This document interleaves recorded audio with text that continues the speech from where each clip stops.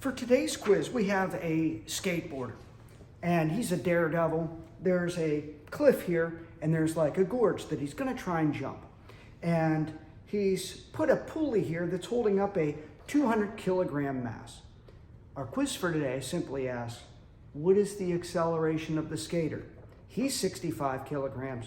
The hanging mass is 200 kilograms. So here's what your quiz looks like.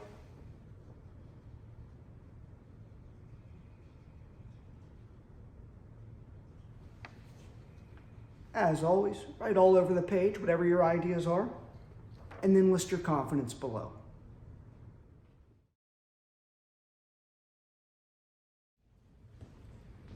Typical student responses for this quiz are three. The first is 9.8 meters per second squared. The second is 30 meters per second squared, and the third is 40 meters per second squared. Let me show you what they end up thinking. First of all, let's put a weight on here, and let's call this our mass hanging, where this is the mass of the person, 65 kilograms. They'll instantly end up putting the weights of these on here, and I can end up just drawing these straight down. I can put my weight hanging equals my mass hanging times gravity. Weight hanging would simply be 200 kilograms times our 9.8 meters per second squared. Our weight hanging would be 1960 newtons. So we have that.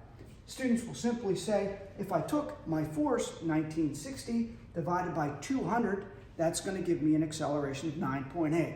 Hence the reason why they're saying the skater has to also be going at 9.8, because the string is going to be attached to both masses. Whatever this acceleration is, and I could put this as an acceleration of the hanging mass in that direction, and the acceleration of the person is in that direction. If this is falling at 9.8, well, the skater must be falling at 9.8 also. The more interesting answers are the 30 and 40. Let me show you those. So maybe we could do two students. Our first student, put student 1, or the first group would end up saying that, look, we've got our 1960 there, but I also have a 65 kilogram mass there. And they can end up putting this weight down right here, and they could say the weight of the person equals mass of the person times gravity. Weight of the person equals 65 kilograms times 9.8 meters per second squared. The weight of the person would simply be, let me put that in here, 65 times 9.8, 637 newtons. So they might say, well, look, I've got 637 and I've got 1960. I put those two together and they're going to accelerate a mass. They're going to end up invoking our force equals ma, and they could say A is simply a force divided by the mass. They'll end up saying, take my 1960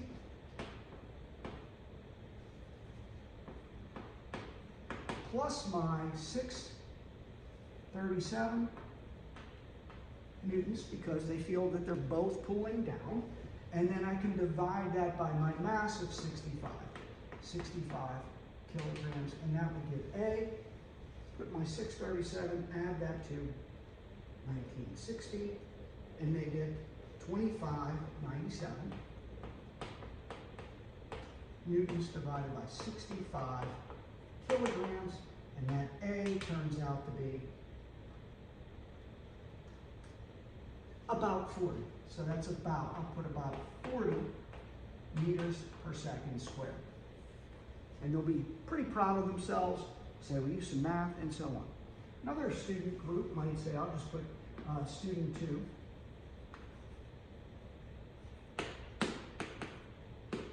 They're going to say, well, look, if this is a frictionless skateboard, something's pushing it back up. I'm going to end up having some kind of force normal going right back up here like this, and they're going to end up balancing out. So, you know, maybe it's like special bearings, or it's a hovercraft, something. The air is pushing it up. These two are going to cancel, and we don't need to worry about that. The only thing that's really accelerating the skater is the 1960 over here. So they'll again use F equals ma, and then they can invoke the acceleration would simply be our force divided by our mass. They would say our 1960 newtons divided by our 65 kilograms, and that would give A. A would be 1960 divided by 65 is about 30 meters per second. So I'll put about 30 meters per second squared. And again, we have the other groups that are going to end up saying, and most groups are going to say, they're all going to fall at 9.8. So the skater is going to fall at 9.8.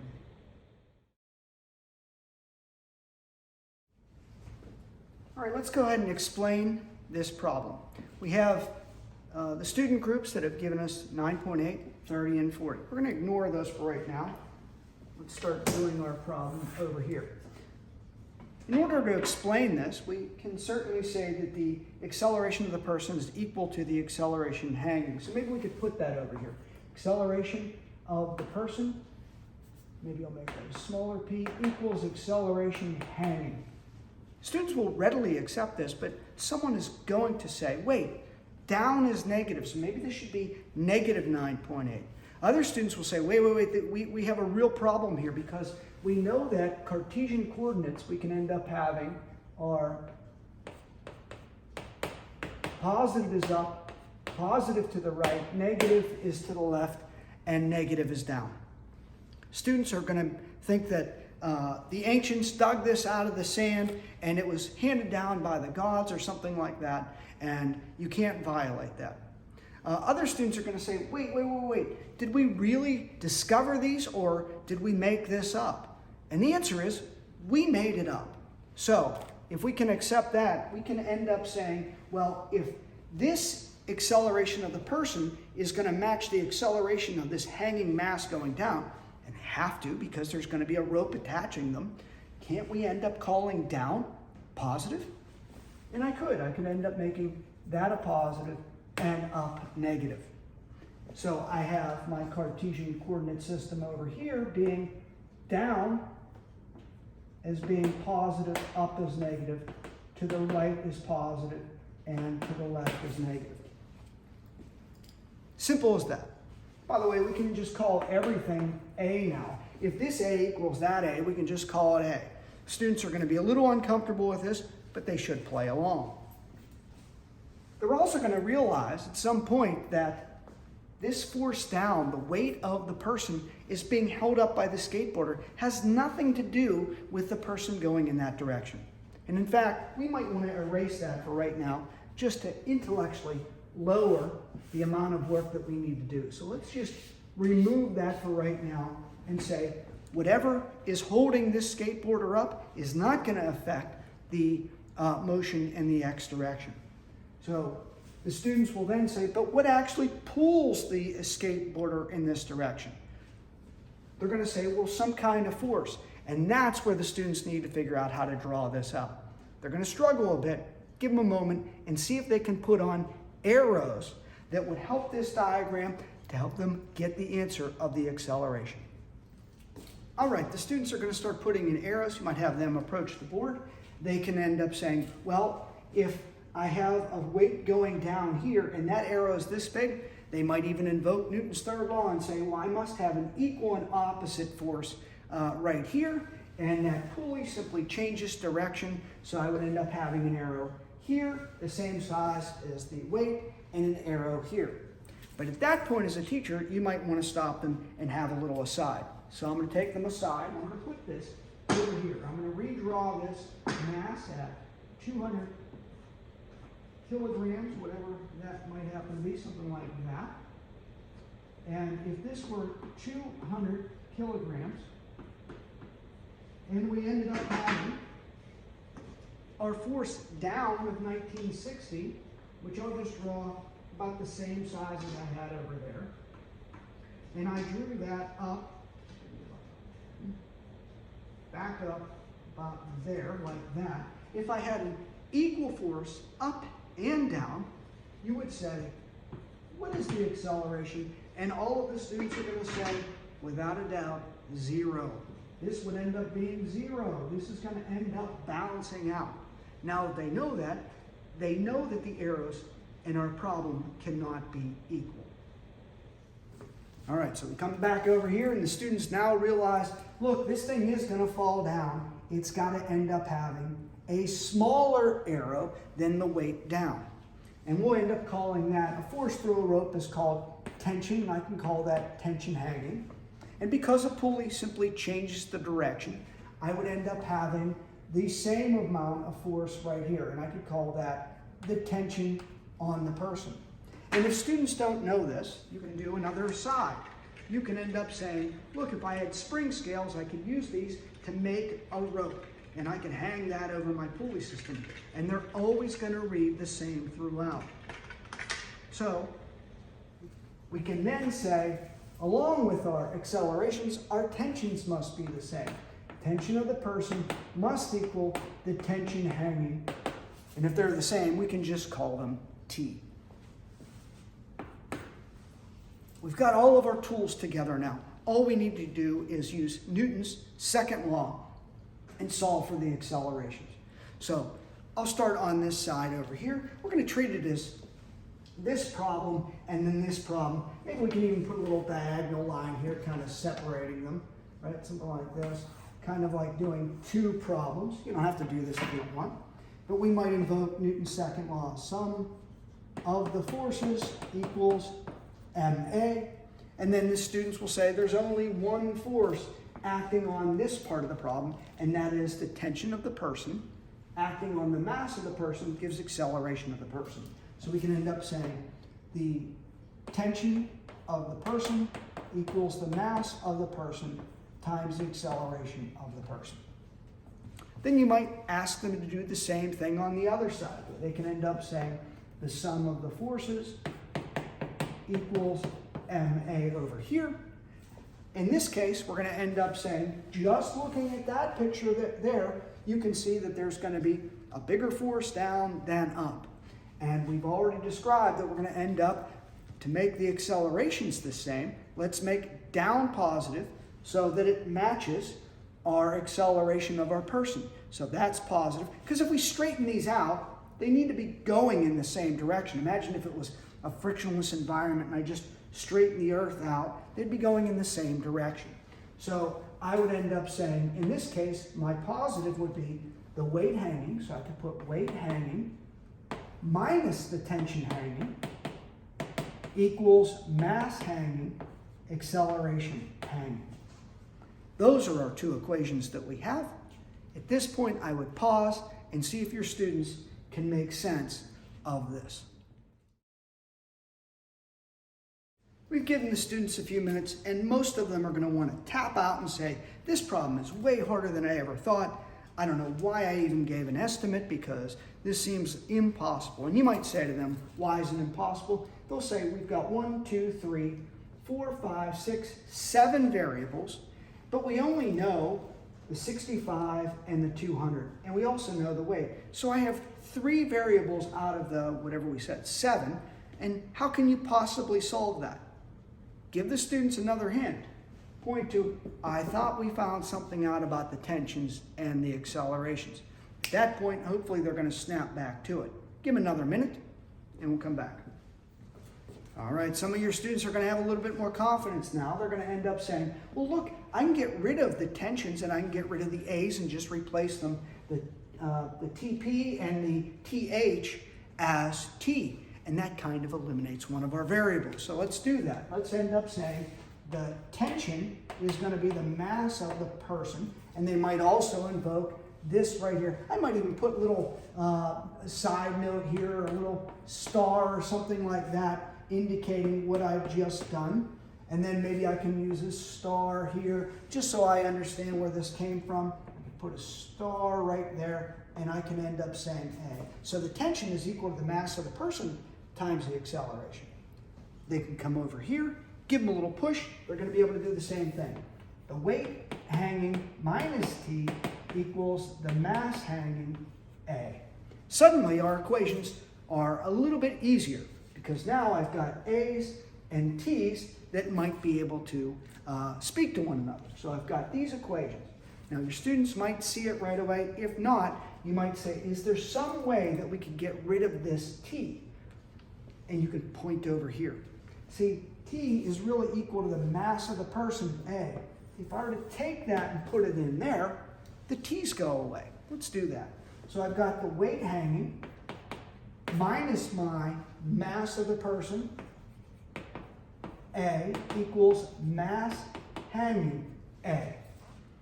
Little simple algebra, we can end up taking this term over. When you go over the equal sign, it changes the sign, so I can end up saying the weight hanging equals the mass hanging, A. This would be plus now, plus the mass of the person, A. From there, hopefully they're going to be able to see that we can simply factor out an A, and this would be A mass hanging plus mass of the person equals weight hanging. From there, it's as simple as the acceleration equals the weight hanging divided by the mass hanging plus the mass of the person. And this should make sense. See, the reason why our students are struggling is they're pretty good with this notion of weight being a force, but what they forget is that mass is different than weight. Mass has a property of inertia. In other words, the more mass you have, the harder it is to get it to do something that it wasn't doing before. This has mass and this has mass. And while they are both going to end up being on a string, I could think of them being closer and closer together. They both have inertia and they're adding together.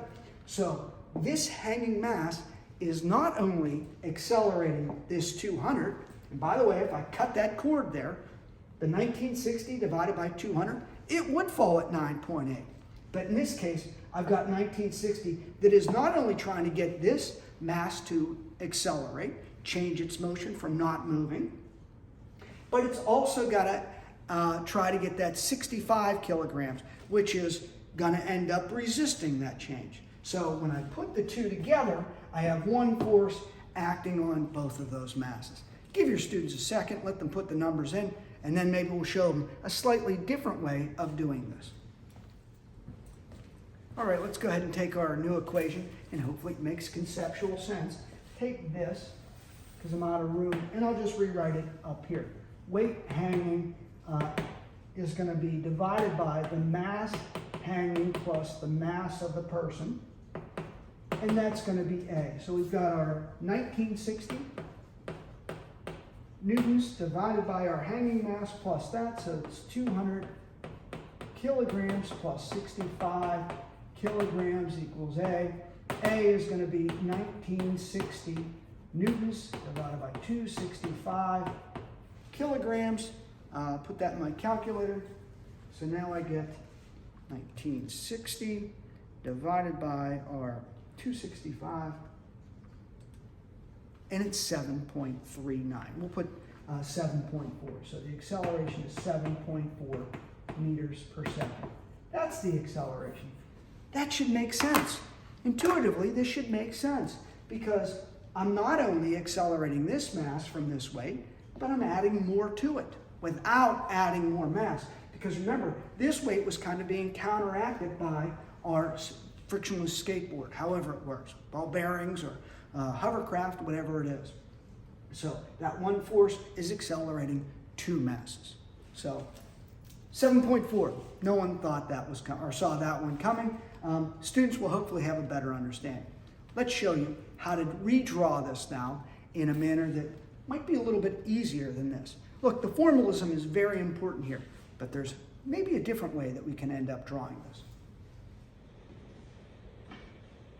Let's take and pretend that I had the hanging mass down and I just elevated, and now we're going to put it on a frictionless surface. And we'll have a force kind of like our weight pulling at 1960. See if we can do that. I'll try and draw this as a straight line here, and I'll just put my person here. So they're about like something like this. I think this is how I drew them, something like that. And they are on the magic skateboard. And then I've got this big hanging mass that was here. And think it was way bigger, but I think we get the picture. And let's say that they're both like on a frictionless surface.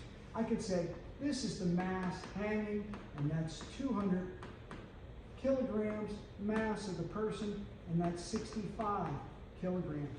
Let's say they're attached by a rope, and then we have some force pulling on them, and we'll call that the weight is 1960 newtons. If you wanted to, you could just call it a force. It doesn't really matter. What we're doing now is using a conceptual model. What if we ended up taking that rope a little bit closer? And I don't think that's a stretch, because if I ended up having a rope that was made of only 2 spring scales, like our model of a rope, well, it would be shorter, but it would still be the same force throughout. In fact, I can end up shrinking that rope down to the masses actually touch. Or you could just take that mass and put it on top of that other mass. Either way, we're going to end up having that one force accelerating both masses. So maybe I could draw that out. So I'll redraw this as, here's our flat surface, and then maybe I can just put our big mass here, our hanging mass, and then I'll just have that smaller mass that's incorporated into it, something like that. So in other words, they're now basically one big mass of the person and the hanging together, acted upon by that force, which we'll call our weight of 1960 newtons. So in other words, this is just our 265 kilograms, and now we're going to end up finding that acceleration. So we can end up invoking Newton's second law again. We could say F equals ma, just like our students did before. And in this case, I've got force divided by the mass equals acceleration. I have one force here, and I can end up putting the weight, and I'll put that was the hanging weight. Weight hanging divided by, well, what's our mass? Well, we have 2 of them. We end up having the mass of the person and the mass hanging, which I just redrew over here, so I can end up saying mass of the person plus the mass hanging equals acceleration. Most of your conceptual students that might struggle with mathematics, they'll be able to say, hey, I was able to get the same exact equation, except I could just use a conceptual model instead of using the formalism of physics. Now, we always want them to do that, but this is, if nothing else, a wonderful double check. So, all right, that's how you might go about solving this problem. And if you stick around, we'll try and show you a real-world application to this.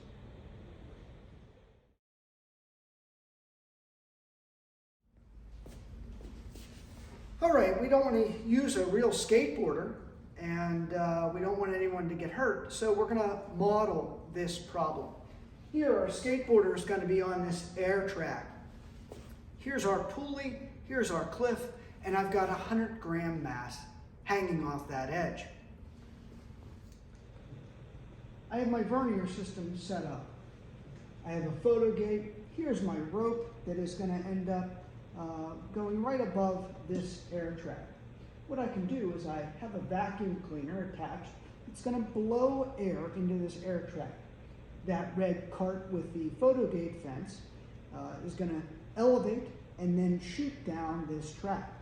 Photo gate will record each one of those little black lines going across, and we should be able to get an acceleration.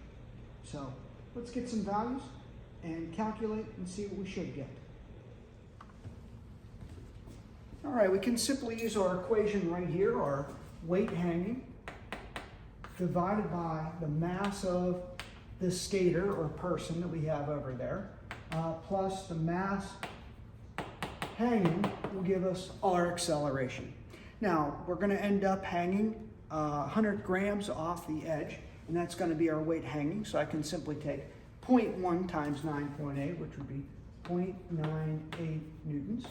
And then the mass of the person simulated with that cart that's going to have the photo gate going across was 0.381 kilograms plus the mass hanging, which is 0.100 kilograms, so 0.98 newtons divided by point, and that would be 0.481 kilograms, would give us an acceleration of 0.98 divided by 0.481 equals 0.203 meters per second squared.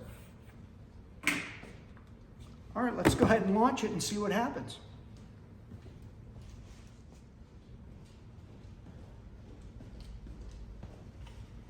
All right, I have this lined up. I'll hit the collect button and then I'll turn this on, hopefully at the same time. This will go shooting through and our photo gate should pick up the data. I'll then show that on the screen. All right, let's try this out. I'll hit collect.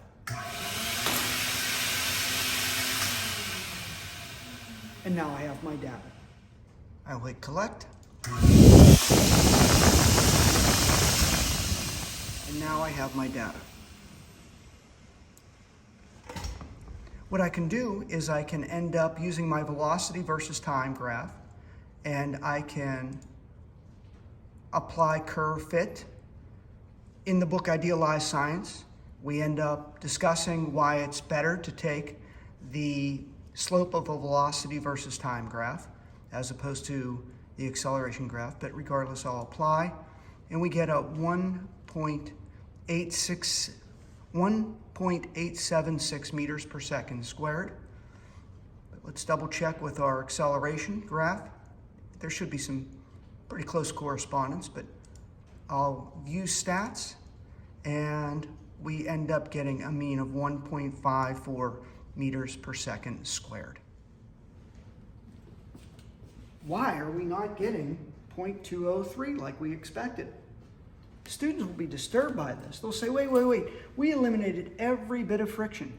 We have the air track that is literally going to hover. It's not going to have any surface friction.